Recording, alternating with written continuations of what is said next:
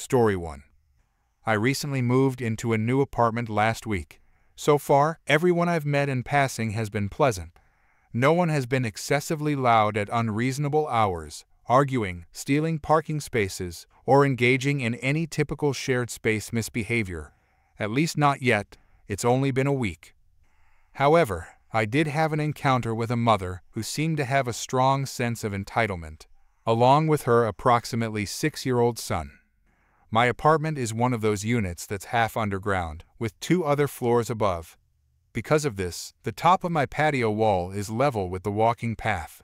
If I leave my blinds open, people can easily see into my living room and kitchen. Honestly, this doesn't bother me. The weather has finally become quite nice, so after work yesterday, I opened my patio sliding door and blinds to let the cooler air in while I played some video games. After a while, I heard a couple of women chatting outside a few units down, just general small talk.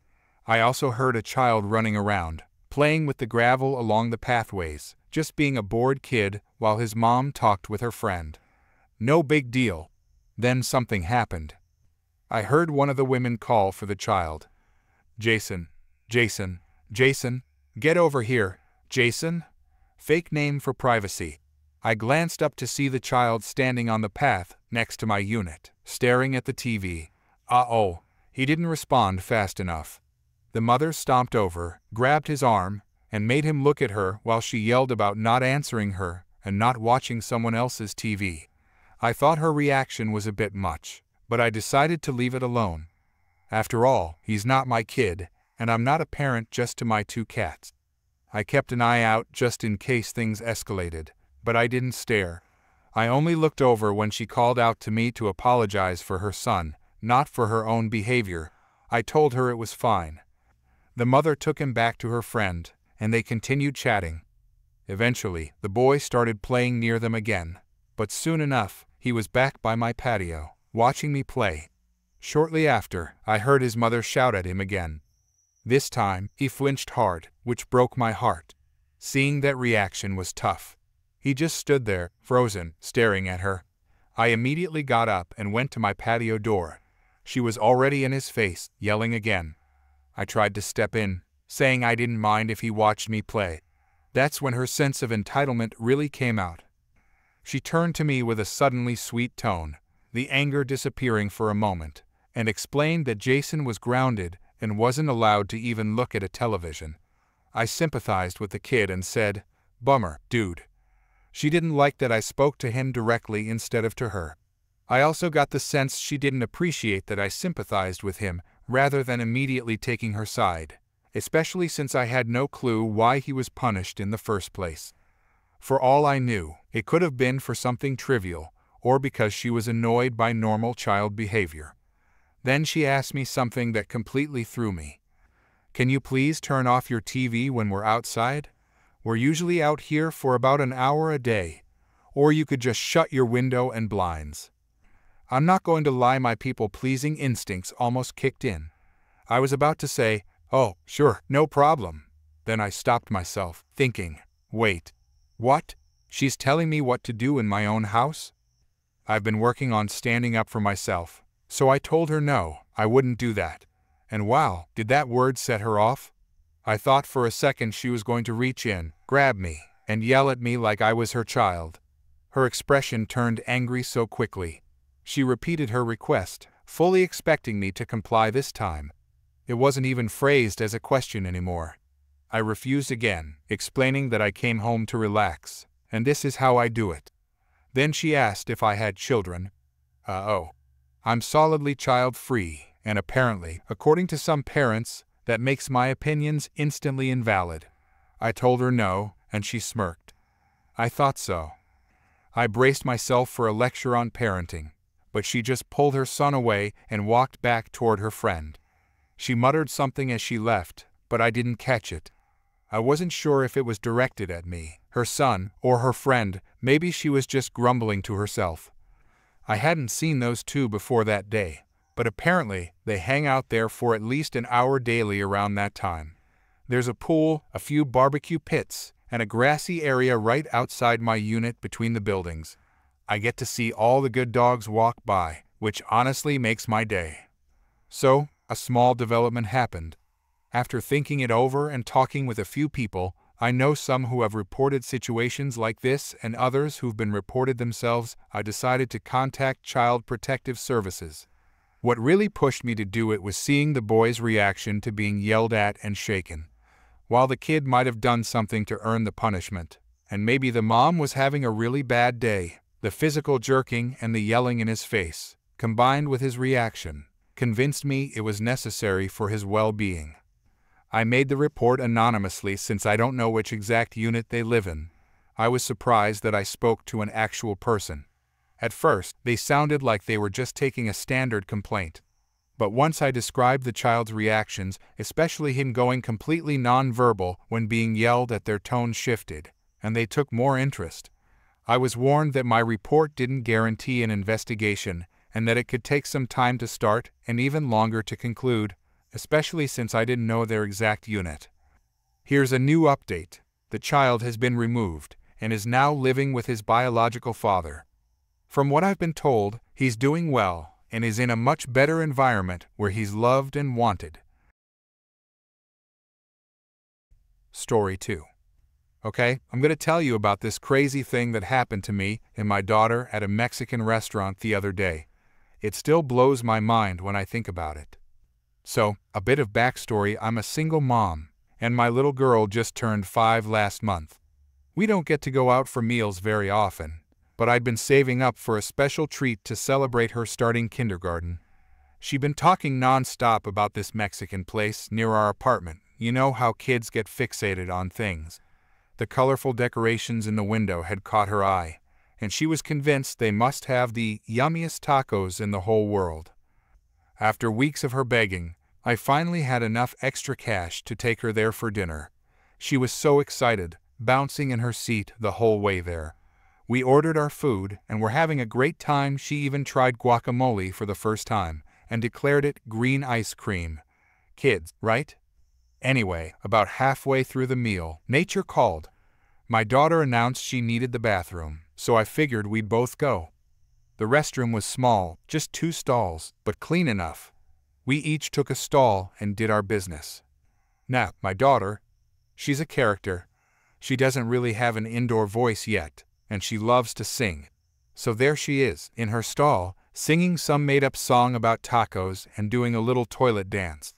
I'm trying not to laugh too hard because, well, public restroom and all. That's when this lady bursts in. I couldn't see her, but her voice, "Hoo boy?" You could practically hear the entitled attitude dripping from every word. The woman rudely announced that she hoped we were actually using the bathroom because she really needed to go. I tried to explain politely that my daughter was only 5, and we were both using the bathroom as fast as we could. But the woman wasn't having it. She demanded that we hurry up, insisting that she really needed to use the bathroom. I repeated that we were going as fast as we could, trying to keep my cool. I mean, what did she expect us to do? Magically finish on command? My daughter, bless her heart, was completely oblivious to the whole thing and just kept on with her taco song. By some miracle, we both finished up at the same time. I helped my daughter wash her hands, and we headed for the door. I couldn't resist making a snarky comment as we left, pointing out that now she had both stalls all to herself. And then, I kid you not, this woman had the audacity to claim she had a hearing aid and couldn't hear very well. I couldn't even. This lady had clearly heard us well enough to complain, but now suddenly she couldn't hear. I was so stunned I just walked out without another word. My daughter, still in her own little world, skipped back to our table, asking if we could get dessert. But you know what? I wasn't about to let this ruin our special night out. As we sat back down, I noticed the woman coming out of the restroom.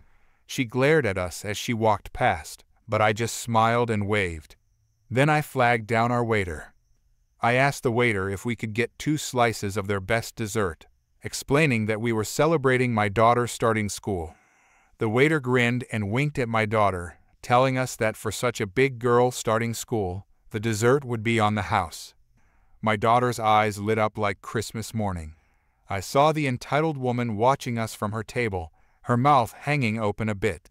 I couldn't help but feel a little smug. As we dug into our churros with ice cream, my daughter looked up at me with chocolate smeared all over her face and declared that this was the best day ever. And you know what? Despite that unpleasant bathroom encounter, it really was. Sometimes the best revenge is just living your best life and not letting the grumpy people of the world get you down. We left the restaurant full of good food and happy memories. As we walked past the entitled woman's table on our way out, my daughter decided to share her joy with everyone. She shouted a goodbye to everyone, thanking them for the yummy tacos and ice cream. The other diners chuckled and waved, while the entitled woman just scowled, but I didn't care. My little girl was happy, and that's all that mattered. You know, looking back, I almost feel sorry for that woman. Imagine going through life so focused on your own needs that you can't even let a 5-year-old pee in peace. Must be exhausting being that miserable all the time.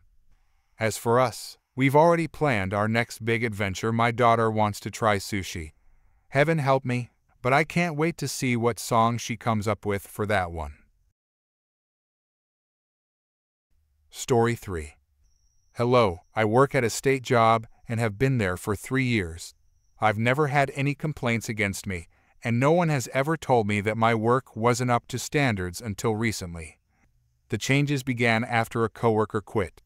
We are a small department of 3 people, and when they left, a lot of work was placed on me and the lead. Before the coworker left, we often talked about how the lead never communicated properly. She would log in late, unfairly leave work for us that she could have easily completed, and show up 2 to 3 hours late without notifying anyone. On the 4 days she worked from home, we could rarely get her to answer her phone, and she wouldn't clear her designated inbox for the day, or she'd only start around 1 p.m. Before the coworker quit, I worked 3 days from home and 2 days in the office. My coworker had the same schedule, while the lead worked from home 4 days and came into the office for just 1. After my coworker left, my schedule changed to 2 days from home and 3 days in the office, while the lead worked from home for 3 days and came in for 2. I didn't mind the change, considering we were short-staffed. However, I have a neurological condition, binocular vision dysfunction, which I've already discussed with human resources. Before my coworker left, I had a meeting with my supervisor and the Chief Operating Officer Ku about my needs under the Americans with Disabilities Act. They told me they would accommodate me and that if I needed to take breaks or leave early, I could just notify them via email or verbal communication. My direct supervisor said he didn't need to monitor me as long as I got my work done. For the 3 months following my coworker's departure, I pushed myself to come to work because it was necessary. I worked on days I should have taken off, put in longer hours, and did my best to ensure I wasn't a burden while still being a team player. I even worked from home while suffering from food poisoning. During this time, the lead took multiple weeks off, so most of the work fell on me.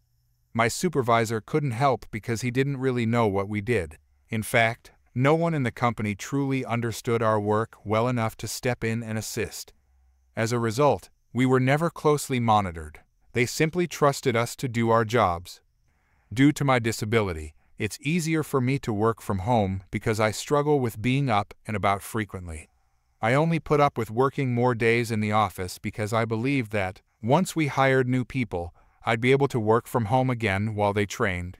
I was under the impression that we wouldn't need all 4 of us in the office, and once they were comfortable working from home, I could return to my regular schedule. We eventually hired 2 new people, and I asked the lead if I could return to my old schedule and work from home for the time being. She emailed me, saying she couldn't change my in-office days, and that the Ku had to approve it. That was strange, but I went with it. I scheduled a meeting with the Ku to discuss my schedule.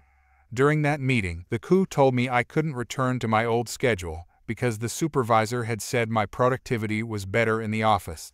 They didn't want it to look like favoritism, so I needed to submit paperwork under the Americans with Disabilities Act to justify the schedule change.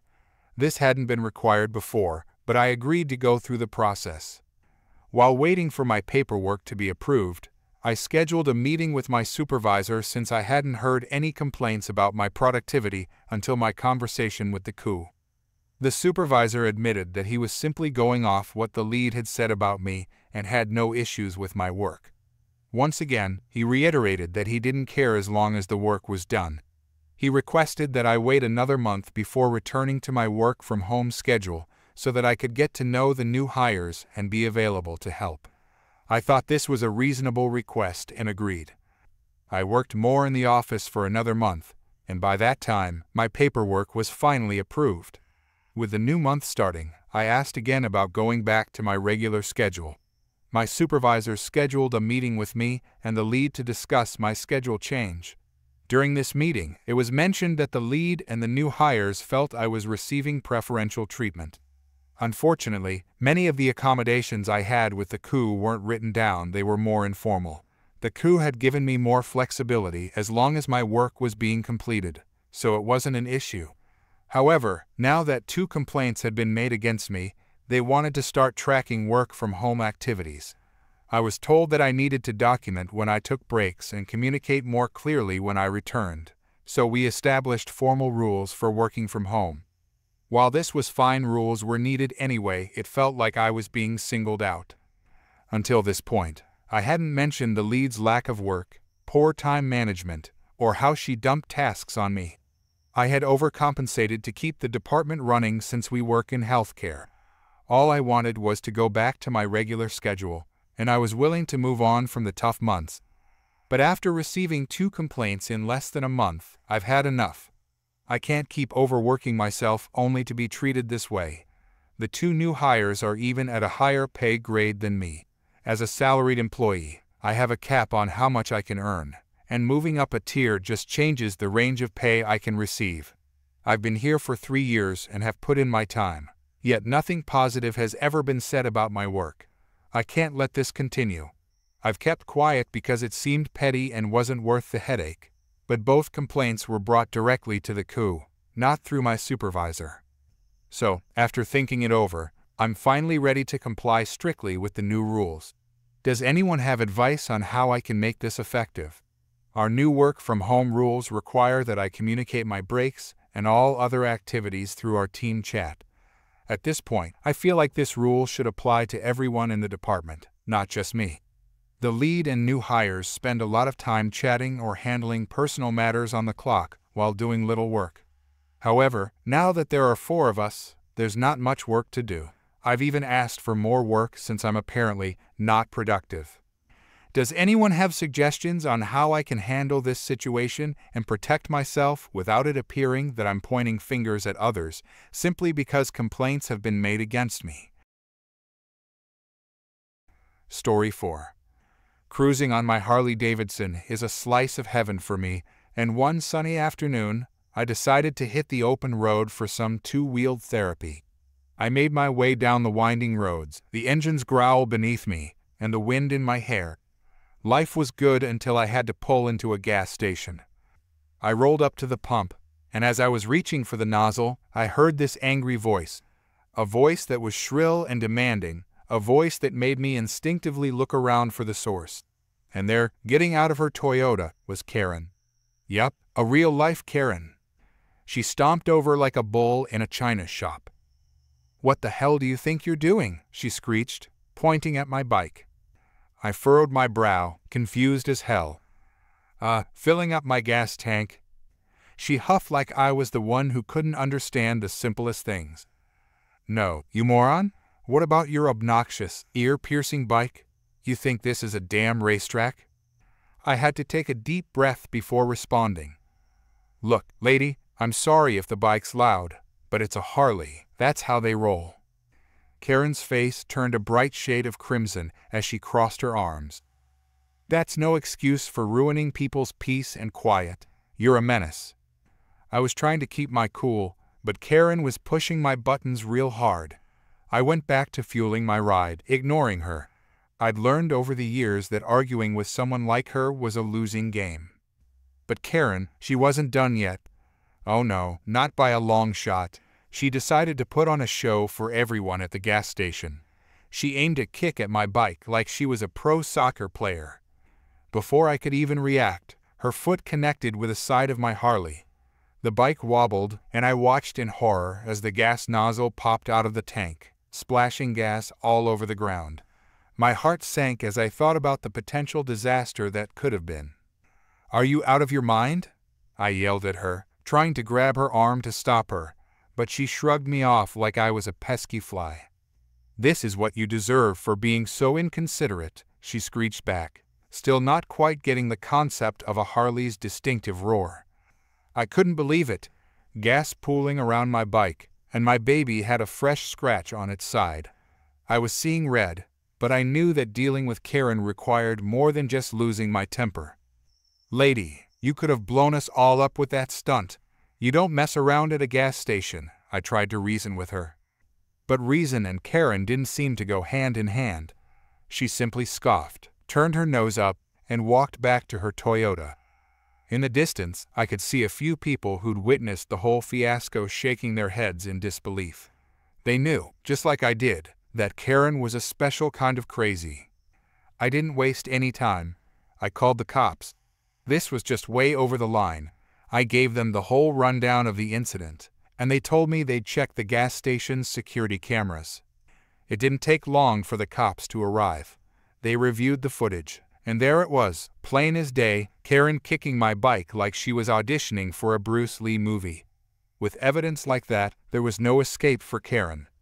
The cops cuffed her while she was mid-tirade about her rights and how that bike needed to be silenced. I stood there, a mixture of anger and relief coursing through me. She was finally getting what she deserved. As they led Karen away, she shot me one last venomous look. "You'll pay for this, you and your damn noise machine." I just shook my head, finally able to breathe easy. The gas station spectators gave me some nods of approval and a few cheers. They knew that in the battle of Harley versus Karen, Harley had come out on top. In the end, justice was served, and I had a good story to share with my biker buddies. It just goes to show, you never know when you'll encounter a wild Karen, ready to go toe-to-toe with a Harley Davidson. But for that day at least, my bike roared louder, and the law was on my side. Story 5. I went to middle school in the early 2010s, right before smartphones really took off. I got my first phone right before starting 6th grade. It was a slide phone with a pay-as-you-go plan that cost 10 cents per minute for calls and per text message sent or received. Worse yet, sending or receiving photos cost 25 cents each. It was very expensive, and my parents only gave me $100 a year for this. If I exceeded the amount, I had to cover the rest with my limited birthday and Christmas money I had. Fortunately, most of my friends were good about helping me preserve the balance. They would call, and I'd let the call drop, but immediately call back on a landline so it wouldn't count as a call, and they'd email me or message me on Skype for most things. Everything was good until Derek joined the group in 7th grade. At first we thought he was funny, but we quickly got fed up with him as he was very unpleasant and exhibited many antisocial behaviors. He started drama within the friend group and also caused issues between us and other kids outside of the group. He was manipulative and always played the victim when others rightfully called him out on his crap. And he knew how to charm parents, so getting rid of him was easier said than done. He was the one friend who didn't respect my phone situation.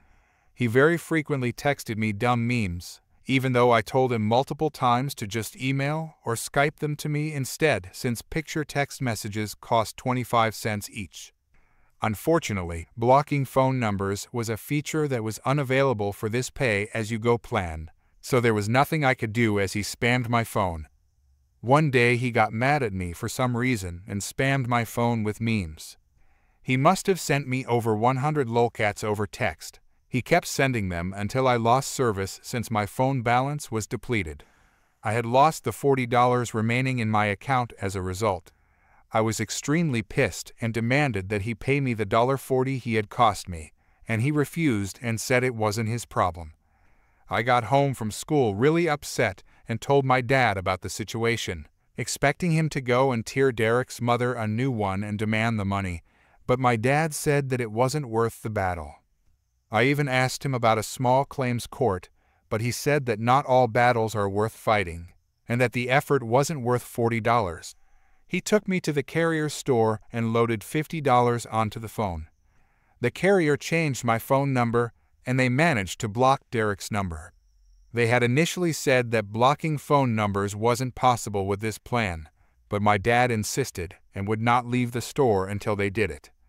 I was extremely paranoid about my phone number being leaked and other kids spamming it to EFF with me. Fortunately, my parents got iPhones that summer and got me one too, and the new family plan had an unlimited text plan. Nonetheless, I was pissed at the $40 he essentially stole from me out of malice. Fortunately, not too long after, there was a big blowout between Derek and the rest of the friend group at the end of the school year, and we permanently kicked him out of the group. He was an outcast the following year in 8th grade.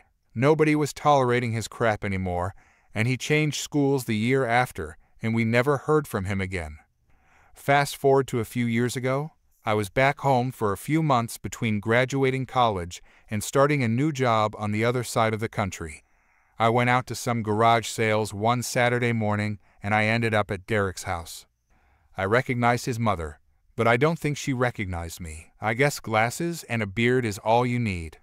I noticed some Pokemon napkins out for sale, and when I picked them up to look at them, Derek's mom said that her son had been obsessed with Pokemon for his whole life, and that she was tired of Pokemon stuff occupying her home for so many years.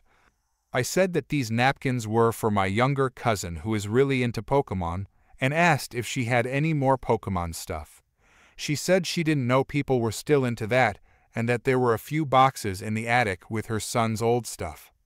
She actually took me inside the house, which I never imagined I'd set foot inside ever again, and let me climb up the attic ladder and take down several large boxes to look through.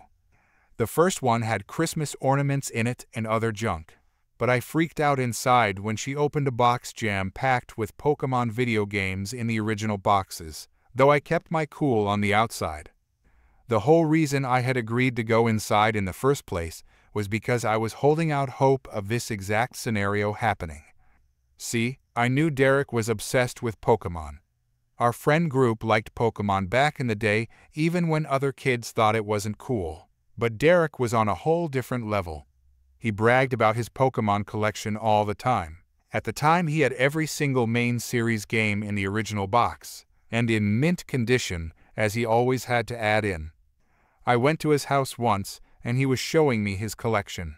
He yelled at me for touching one of the games. Nobody was allowed to touch them except him.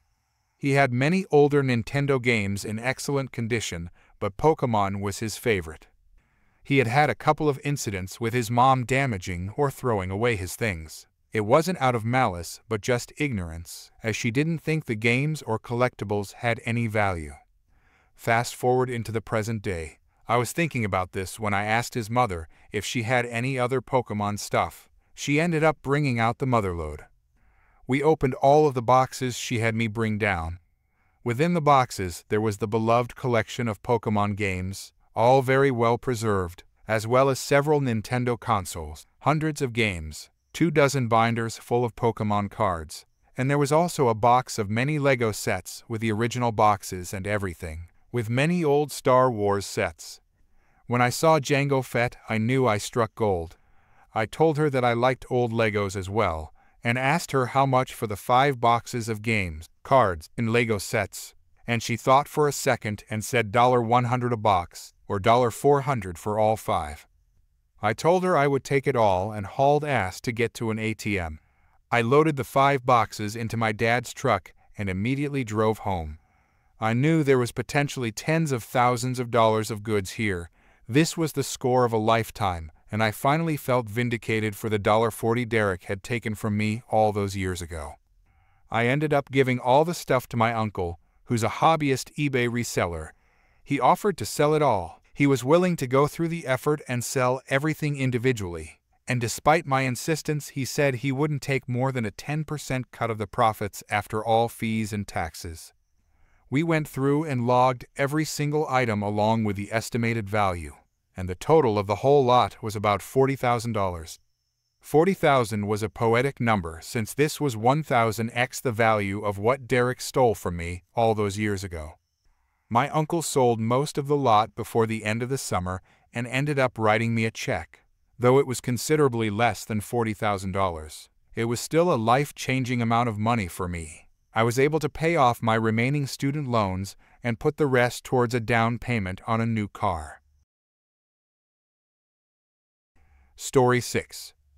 Private security was my field until a few years ago. When I say security, I don't mean mall officers, but high-end, armed, trained security. I spent a few years working a job in another city away from home, but the company went under, so I decided to move back home. I found a security job online. It was simple entry-level work, basically sitting behind a computer. You were security for the building, but monitored security for other sites the company owned across 3 states, like small repair places, factories, and places where they stored vehicles. So I submitted my resume. The next day, a guy called and set up an interview, which was awesome because I needed to find work fast. I went to the interview, conducted by a woman I'll call Jane. She was the supervisor, and the guy I talked to was her boss. Jane immediately told me I was way overqualified, which I found strange, but okay. The interview went fine, and I left. A few hours later, she called and said I was hired and set up training days. Now, I won't go through that. I just wanted to give background, so let's go to the good parts. She always gave me a cold shoulder. Her boss found out I had all the qualifications, licensing, and training to be armed, so he had me come in armed. Nothing fancy, a handgun, 3 magazines, and handcuffs. She would always make comments about how everyone should be armed. A few of my coworkers I wouldn't trust with a water gun, and she should decide who is armed.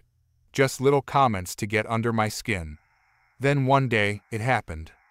I was working the front desk reception that day, and she sent me a message over Messenger telling me she needed to see me. I went back, and she dragged me to a side office with a write-up form. Apparently, when I added door access to a visitor's badge, I added the door to the gym in the basement. A mistake, but not life-threatening. A week later, I didn't sign my timesheet. Another for not filling in a form correctly. All minor things everyone has done or did. The end came about 9 months into the job when I looked at the new timesheet. I was paired with a new officer who had been there a month, only he was listed as shift supervisor. Confused, I took it to her second in command. I'll call him Bob, a great guy. He told me that he brought it up, that I had the experience and seniority to be promoted, and she basically told him to get lost. It was her choice. Anyway, that got me mad, so I started planning my revenge. I don't normally do this, but I knew one more write-up, and I would be fired no matter how minor the infraction was. The good thing is during the night shift, there are only 2 people, and we can't see each other's computers, so I started thinking. I remembered about 4 months prior, her car broke down in the parking lot across the street. Instead of having it towed, Jane's father decided to fix it there. No big deal. Only during that time, Jane was bringing her husband back into the security office. This was a huge deal. The office took scanning at 3 doors and a keypad to enter. In the whole building, only the security staff and 1 cleaning guy had access. It was the headquarters for the company, and not even the executives had access. From our computers, we could open any door, turn off any camera or alarm, and open any gate in any building that the company owned. So it was a big deal because we had the keys to the kingdom. That was a huge violation, so I hatched my plan. Under the excuse of having a smoke, I went out to reception and copied the visitor log from those days. I then went back in and accessed the video feeds. You could go back a year for all video feeds, and I took screenshots of her husband entering the doors and office. The office itself had no camera. I also got timestamps of him leaving and the fact he never swiped in, which, even if someone holds the door open for you, you must scan your card. I logged onto my private email and sent it to another email, knowing they don't log what you do on the computers.